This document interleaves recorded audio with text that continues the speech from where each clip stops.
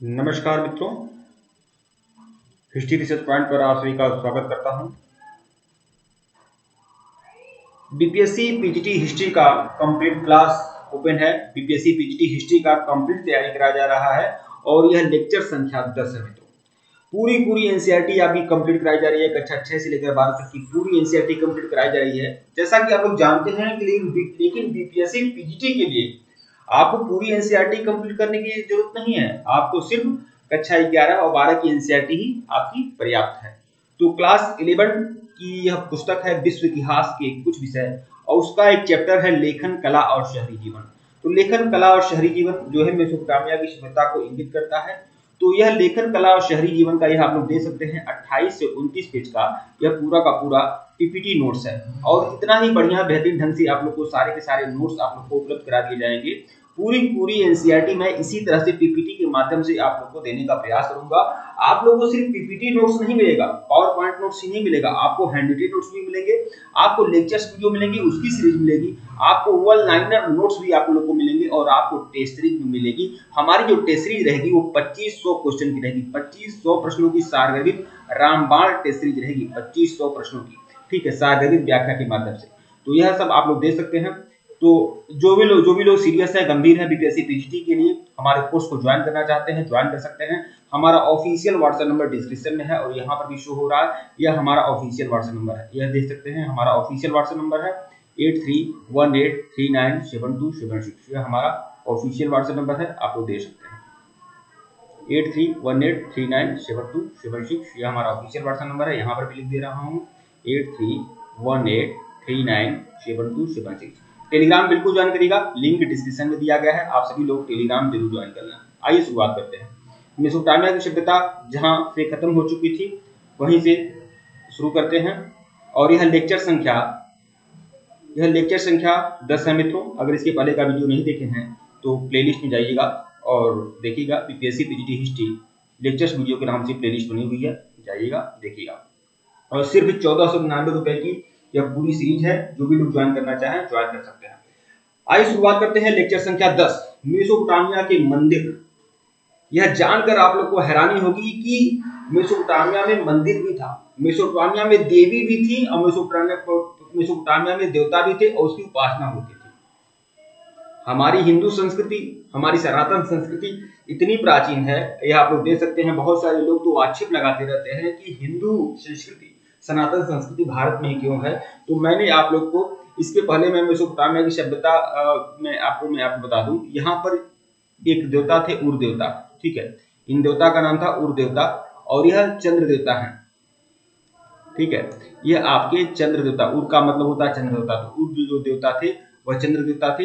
वो बहुत सारे पुरातत्वविद, बहुत सारे इतिहासकार उर देवता को इंद्र देवता से भी कंपेयर करते हैं, क्योंकि यहाँ पर देख सकते हैं इनका जो फिगर है यह इंद्र की तरह है। तो इन्हें उर जो देवता है इनको चंद्र देवता भी माना जाता है और उनको इंद्र देवता भी माना जाता है। अलग अलग विद्वानों का अलग अलग मत है, ठीक है, ये आप लोग देख सकते हैं। तो परीक्षा में प्रश्न आपका ये आ सकता है कि उर जो थे वो कौन से देवता थे। तो उर जो थे वो चंद्र देवता थे और या इंद्र देवता थे। इन्नाना जो थी देवी थी और यह प्रेम और युद्ध की देवी थी। मेसोपोटामिया में कौन सी देवी प्रेम और युद्ध की देवी थी, तो उनका नाम था इन्नाना जो थी प्रेम और युद्ध की देवी थी। इस देवी का आप लोग यहाँ पर चित्र देख सकते हैं, यह है इन्नाना, देख सकते हैं। इनका ये जो इन्नाना है ये आप लोग देख सकते हैं हिंदू संस्कृति की किस देवी से इनका रूपांतरण मिल रहा है। आप लोग खुद देखिए और खुद समझिए। यह देख सकते हैं शेर है और यहाँ पर 8 भुजाएं हैं, ये आप लोग देख सकते हैं, ठीक है। ये आभा मंडल आप लोग देख सकते हैं, यहाँ पर गदा देख सकते हैं, ठीक है।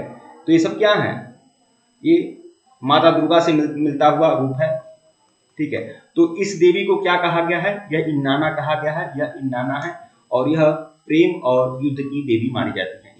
इन्नाना जो थे प्रेम और युद्ध की देवी मानी जाती है। उर जो है चंद्र देवता है, दोनों की प्रतिमाएं मैं आप लोग को दिखा दिया हूँ।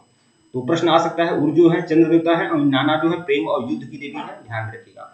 देखिए मेसोपोटामिया की सभ्यता में सिर्फ देवी और देवता का पूजा ही नहीं होता था, मेसोपोटामिया की सभ्यता में मंदिर भी थे और मंदिर के भी अवशेष मेसोपोटामिया की सभ्यता में मिले हैं। ये आप लोग देखिए, ये है मेसोपोटामिया की सभ्यता का ये मंदिर, जीर्ण अवस्था में आप लोग देख सकते हैं। यह हजारों वर्ष पहले, आज से 4000 5000 वर्ष पहले मेसोपोटामिया की सभ्यता में इस तरह के मंदिर के अवशेष मिले हैं। यह मंदिर है आप लोग का, ये आप लोग देख सकते हैं, यह मेसोपोटामिया का मंदिर है। लेकिन मेसोपोटामिया के मंदिर हमारे देश के मंदिरों की तरह नहीं थे। हमारे देश के मंदिरों में क्या है, शिखर पाया जाता है, विमान पाया जाता है, बड़े बड़े ऊंचे ऊंचे शिखर पाए जाते हैं, ठीक है। तो लेकिन यह एक मंदिर है मेसोपोटामिया की सभ्यता का।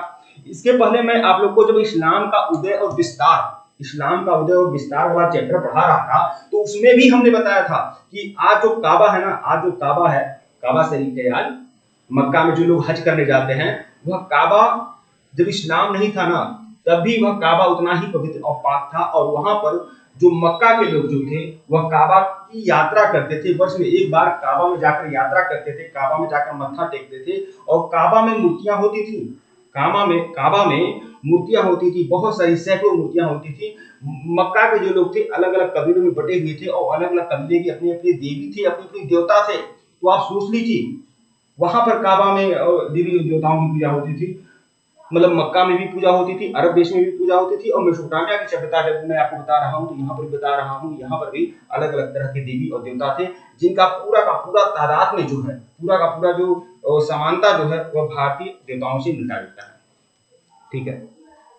तो ये देखिए, ये मेसोपोटामिया में इस तरह का मंदिर था। लेकिन मंदिर जो था यह साधारण घरों की ही भांति मेसोपोटामिया में मंदिर मिलता था, ठीक है। देव पूजा, अब मेसोपोटामिया की सभ्यता में देवता जो थे, देवी और देवता जो थे, वह पूजा के क्या थे, पूजा के केंद्र बिंदु थे, ठीक है। पूजा के केंद्र बिंदु थे देवी और देवता, ठीक है। लोग देवी और देवताओं को क्या क्या चढ़ाते थे, अन्न, दही और मछली आदि चढ़ाते थे। देवी और देवताओं को अन्न, दही और मछली चढ़ाते थे प्रसाद के रूप में, ठीक है।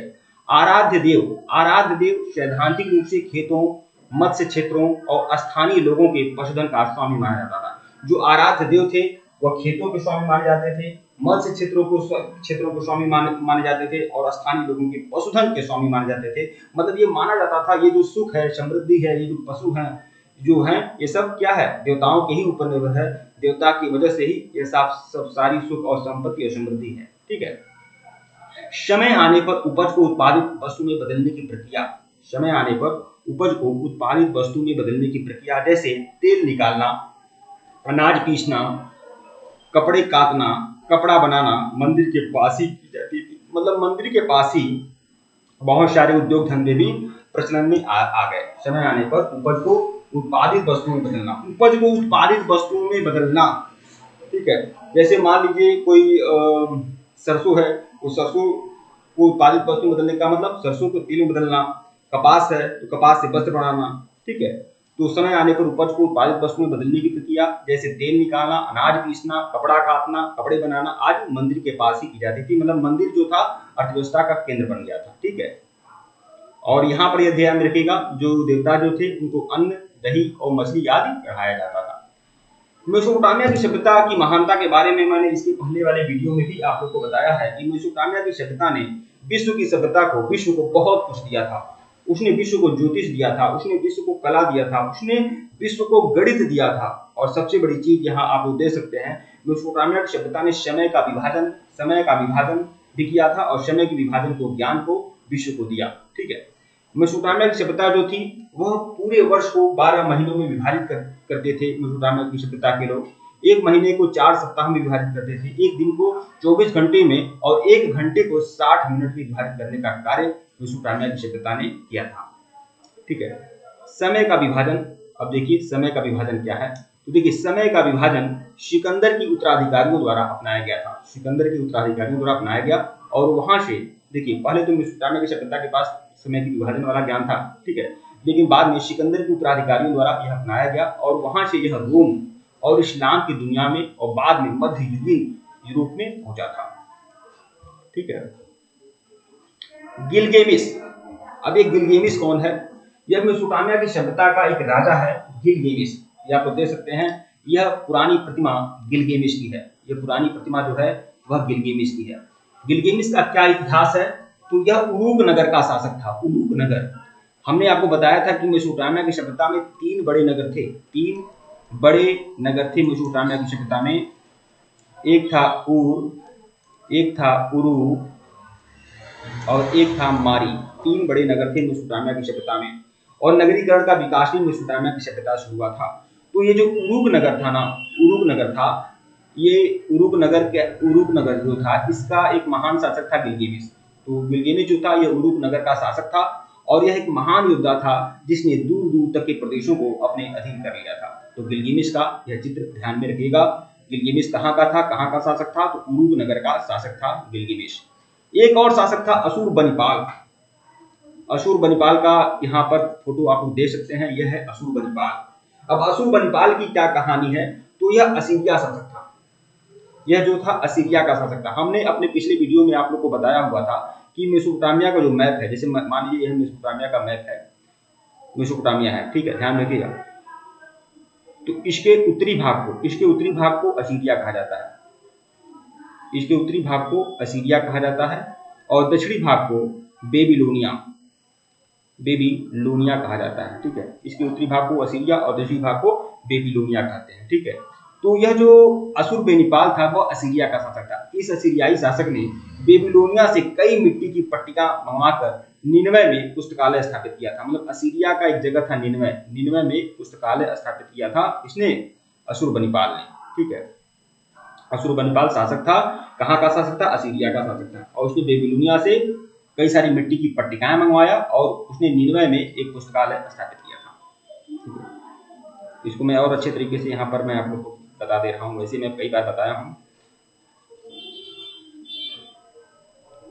ठीक है। यहाँ पर रुकिएगा,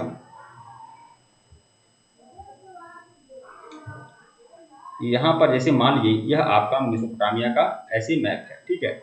इसके उत्तरी भाग को हम असीरिया बोलते हैं, असीरिया यह इसलिए बोलते हैं क्योंकि यहाँ पर असीरियाइयों का कब्जा था, और इसे बोलते हैं बेबीलोनिया, ठीक है, बेबीलोनिया बोलते हैं। तो जो आपका अशुरबनिपाल था उसने क्या किया? बेबीलोनिया से कई मिट्टी की पट्टिकाएं मंगवाया और उसने निनवे में एक पुस्तकालय स्थापित किया था। तो प्रश्न आ सकता है कि निनवे में पुस्तकालय किसने स्थापित किया था? अशुरबनिपाल ने स्थापित किया था। कहाँ का शासक था? असीरिया का शासक था, ठीक है। अब एक और शासक नेबुकोडनेस्सर यह शासक है। 625 बीसी में, 625 बीसी का इसका इतिहास है। 625 बीसी में बेबीलोनिया को असीरिया आधिपत्य से मुक्ति कराया था। मतलब हमने बताया था कि बेबीलोनिया पर भी असीरियाइयों का कब्जा हो गया था, तो बेबीलोनिया को असीरिया आधिपत्य से मुक्त किसने कराया था? नेबुकोडनेस्सर ने आधिपत्य से मुक्त कराया था। यह नेबुकोडनेस्सर का यह आपका मूर्ति बना हुआ है, ठीक है मित्रों। वीडियो को लाइक और चैनल को सब्सक्राइब करेगा, टेलीग्राम को बिल्कुल ज्वाइन करेगा, लिंक डिस्क्रिप्शन में दिया गया है। अगर इसके पहले का वीडियो नहीं देखा है तो प्लेलिस्ट में जाइएगा, बीपीएससी पीजीटी हिस्ट्री लेक्चर्स के नाम से प्लेलिस्ट बनी हुई है, प्लेलिस्ट में जाइएगा और सभी वीडियो को देखिएगा, ठीक है। ये सब आप लोग देख सकते हैं, ये सब सारे नोट्स आप लोग को मिल जाएंगे। जितने भी लोग जो भी लोग इस नोट्स को लेना चाहें ले सकते हैं। हमारे कोर्स को जो भी लोग ज्वाइन करना चाहते हैं ज्वाइन कर सकते हैं। ये देख सकते हैं, ये वार का शीर्ष है। कि वार का शीर्ष कहाँ से मिला है? तो यह उरुक नगर से मिला है वार का शीर्ष। ये क्या है? ये संगमरमर की सफेद पत्थर की मूर्ति है, सफेद संगमरमर की मूर्ति है, और यह स्त्री की मूर्ति है, ठीक है, सर है, ठीक है। ये कहाँ से मिला है? तो यह आपका उरुक नगर से मिला है, सफेद संगमरमर की मूर्ति है,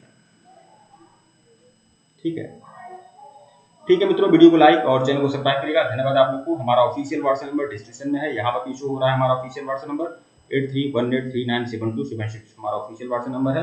धन्यवाद आप लोग को। टेलीग्राम बिल्कुल ज्वाइन करेगा, लिंक डिस्क्रिप्शन में दिया गया है। धन्यवाद।